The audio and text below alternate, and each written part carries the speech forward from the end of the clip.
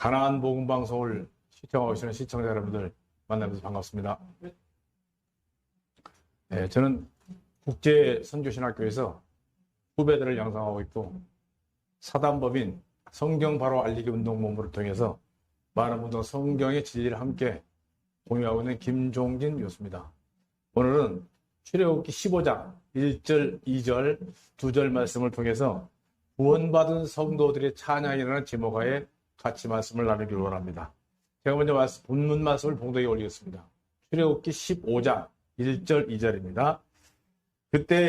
이때 모세와 이스라엘 자손이 이 노래로 여호와께 노래하니 일렀으되 내가 여호와를 찬송하리니 그는 높고 영화로우시며 말과 그 탄자를 바다에 던지셨음이로다. 여호와는 나의 힘이요 노래시며 나의 구원이시로다. 그는 나의 하나님이시니 내가 그를 찬송할 것이요 내 아버지의 하나님이시니 내가 그를 높이리라는 말씀입니다. 자, 바다를 육지같이 걷는 이스라엘 백성들은 바로 예수님 안에서 구원받은 성도들의 모습입니다. 이스라엘을 추격하다가 바다에서 수장된 애국 군대들이 나옵니다. 애국 군대는 예수님과 함께 장례를 치르고 침례로 구원을 간증한 성도들이 그리스도와 함께 십자가에 죽은 구원받기 이전 옛사람의 모습이 바로 애국 군대입니다. 그러면 이스라엘 사람들이 바다에서 애굽 사람들의 시체를 본 것은 심판받은 우리가 어마어마하게 많은 사람의 심판 모습을 본 것은 내 자신의 과거, 내가 구원받기 전의 모습, 내가 예수 믿기 전의 모습, 참 더럽고 추하게 살았던 벌레 같은 그런 삶을 살았던 나의 모습이 바로 바닷속에 수장되어 있는 애굽 사람들의 모습입니다. 이렇게 엄청난 구원을 경험한 이스라엘 백성과 마찬가지로 거듭남을 경험한 그리스도인들의 심령 속에는 바로 무엇입니까? 기쁨과 웃음과 찬양과 감사가 있게 되어 있습니다. 아브라함이 100세에 이삭을 낳았을 때 온 가족이 기뻐하고 동네에 잔치가 있었음 같이 그리스도인들의 심령에 죄사함이 이루어질 때 잃었던 웃음이 회복이 되고 하나님께 대한 찬양과 감사가 나오게 됩니다. 출애굽기 15장은 대부분이 이스라엘을 구원하신 하나님을 찬송하는 노래로 가득 차 있습니다. 애굽에서 출애굽한 이후에 첫 번째 그들의 입에서 터져 나오는 찬송입니다. 노래는 우리가 유행가 가사도 한마디 한마디가 다 의미가 있습니다. 그 유행가들을 잘못 불러가지고 가사 따로 낙엽 따라 가버린 사람도 있고 죽어버린 사람도 있고 그 노래를 참 잘 불러야 되는데 노래를 계속 부르다 보면 그게 자기 암시가 됩니다. 그 노래는 그 내용과 의미가 구체적으로 나타나 있습니다. 여호와께 노래하리니 라는 말씀과 같이 찬송은 그리스도인들이 하나님께 드리는 기가 막힌 제사입니다. 또 예배입니다. 먼저 거듭난 사실과 죄사함이 이루어진 영혼 속에서만 정말 진정한 찬송이 나오게 되어 있습니다. 죄사함이 이루어지지 않는 그런 마음 속에서 나오는 찬송은 모두 자기 만족입니다. 바로 자기 귀만 즐겁게 합니다. 스스로를 위로받는 참 청성맞은 그런 찬송들도 있습니다. 그러나 시편 115편 17절 말씀 보면 죽은 자가 여호와를 찬양하지 못하리니. 자, 오늘날 거듭난 경험도 없이 예수를 믿어본 경험도 없이 예수를 믿는 사람도 아닌 그리스도 사람들이 정말 그리스도인들처럼 찬양을 한다는 것은 이거는 사람들이 귀만 즐겁게 하는 겁니다. 거듭났지 못한 영혼은 사실상 찬양할 근거가 없습니다. 또 찬양하는 것은 유선일 뿐만 아니라 이사야서 1장에 보면 하나님을 모독하는 행위입니다. 출애굽기 15장의 찬송의 주제는 여호와는 나의 힘이시오 노래시며 나의 구원이시로다 그랬습니다.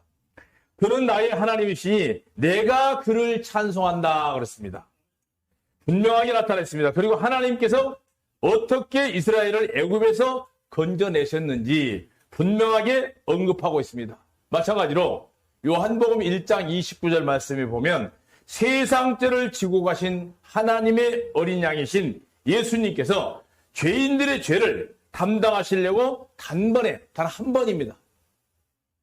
단번에 들으신 바 되었다고 히브리서 9장 27절 말씀 얘기하고 있고, 죄를 위하여 한 영원한 제사를 드리시고 하나님의 우편에 앉아 계신다는 말씀이 히브리서 10장 12절 말씀에 기록되어 있습니다. 그래서 구원이라는 것은 복음을 성경에 기록하셔서 누구든지 성경을 믿기만 하면 구원을 얻을 수 있게끔 하셨습니다. 근데 우리 개혁 성경에 보면 정말 구원받는 필요한 말씀들이 아마 여러분 성경에 있다 보면 없음이라는 기록이 드러 나옵니다. 그거는 없는 게 아니고 그거를 읽으면 큰일 납니다. 왜? 그 사람이 구원받을 수 있는 아주 기가 막힌 말씀들은 이 개혁주의자들이 다 빼버렸습니다. 아니, 없으면 아예 없는 거지. 없다고 표시할 것이 아닙니다. 그러나 킹제임스라든지 나트리 성경에 보면 다 있습니다. 우리나라 개혁 성경에만 없습니다. 아주 중요한 얘기입니다. 그러므로 믿음이라는 것은, 구원이라는 것은 들어서랍니다. 믿음은 들으면서 하고, 그 다음에 구원은 복음의 말씀을 들어야 됩니다. 그렇기 때문에 각인이 하나님 앞에, 양심 앞에, 성도들 앞에 구원 얻은 구체적인 간증이 있어야 됩니다. 그리고 간증이 입술로 드려지는 찬양으로 드려질 때 그 찬양을 정말 주님께서 받으시고 또 듣는 심령들의 신금을 울릴 수 있는 그런 찬양이 드려질 수 있는 것입니다. 여호와의 오른손이 권능을 나타내셨다 하는 말씀은 오른손이 권위의 권능을 상징하므로 구원의 행동을 말하고 있습니다. 우리들은 수장된 애국 군대의 모습에서 골고다의 사형틀에 높이 달리신 예수님 안에서 영원히 죄악이 심판되어진 우리들의 옛모습을 볼 수 있어야 됩니다. 골로새 2장 12절에 너희가 침례로 그리스도와 함께 장사한 바 되고 또 죽은 자들 가운데서 그를 일으키신 하나님의 역사를 믿음으로 말미암아 그 안에서 함께 일으키심을 받았느니라. 자, 우리의 구원은 단 한 번에 이루어진 겁니다. 히브리서 9장 12절에 단번에 영원히 주님께서 구원을 이루셨습니다. 그러나 약속의 땅에 이르는 날까지 멀고 험한 여정길이 있기 때문에 그날까지 우리는 날마다 하나님의 인도하심을 받아야 됩니다. 그 하나님의 인도하심이라는 것은 기록된 말씀을 통해서 인도함을 받는 겁니다. 어떤 어려운 문제에 부딪혔을 때 우리는 어찌할 바를 모르지만 선하신 하나님께서는 반드시 좋은 길, 또 승리의 길로 인도하여 주십니다. 이 사실을 믿으시기를 바랍니다. 출애굽기 15장 13절에 보면 주께서 그 구속하신 백성을 주의 성결한 처소에 들어가게 하시나이다. 시편, 여러분 너무 잘 아시는 1편 5절에 보면 죄인은 의인의 회중에 들지 못한다 그랬습니다. 오늘날 많은 사람들이 예수를 믿는다고 시인하는 사람들이 우리 한국에 1000만이라고 합니다. 그런데 희한한 것은 예수를 믿는 사람들이 다 죄인이라고 합니다. 부족한 죄인이라고 합니다. 죄송합니다만은 죄인은 절대로 천국에 못 갑니다. 죄를 가지고 있는 상태에서 예수를 믿는 사람들, 죄송하지만 100% 다 지옥입니다. 왜? 지옥에는 하나님이 안 계십니다. 천국에는 죄인이 없습니다. 거기 죄인 전혀 없으니 그 죄인은 갈 수 없는 곳이 천국입니다. 구원은 죄에서 구원입니다. 구원받지 못한 사람들은 하나님의 모임에 들어올 수가 없습니다. 그리스도인들의 모임에 들어올 수가 없습니다.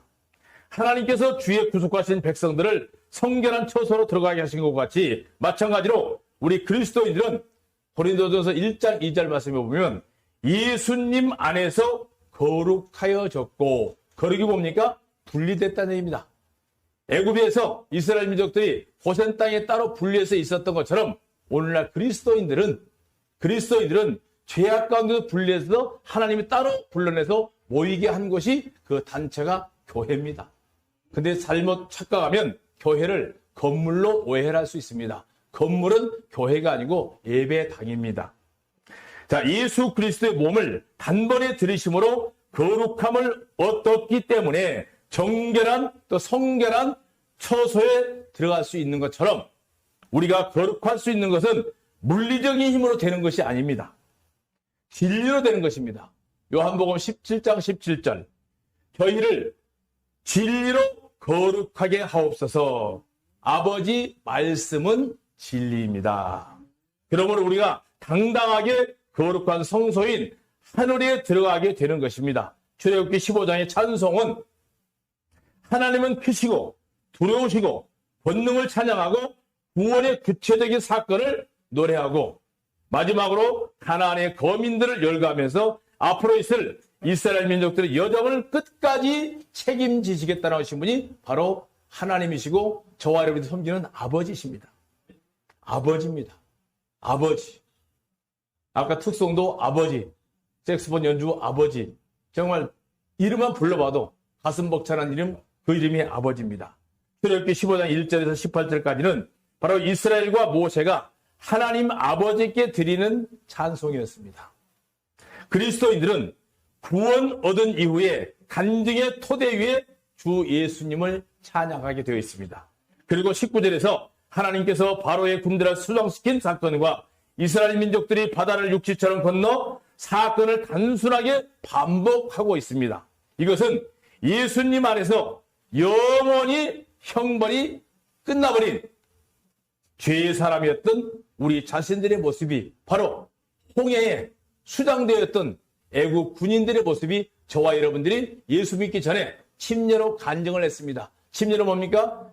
로마서 6장에 보면 장사입니다. 장사. 죽은 자를 묻어버리는 게 장사입니다. 수장시켜버립니다. 우리의 옛 모습입니다. 그런데 오늘날 죽지도 않은 사람을 침례를 주는 경우가 많습니다. 그래서 오늘 교회 안에 문제를 일으키는 것은 죽지 않은 사람을 침례나 뭡니까? 교회에서 훈련을 시켜서 집사, 장로, 권사 시키다 보니까 문제가 뭐가 됩니까? 생매장 시킨 사람들은 반드시 무덤을 박차고 일어나서 원수를 갖게 되어 있습니다. 생매장을 시키지 마십시오. 반드시 그리스도와 함께 내가 죽었다는 간증이 있는 자에게만 침례에 순종할 수 있게 되어 있습니다. 그래서 이 사건은 우리가 너무나도 구원받은 모습을 정확하게 기록되어 있고 구원받은 사람들 입에서 자동으로 나오는 게 바로 찬송입니다. 오늘 드려지는 찬양과 경배와 모든 연주가 바로 구원받은 나의 간증인 것으로 믿어지고 싶습니다.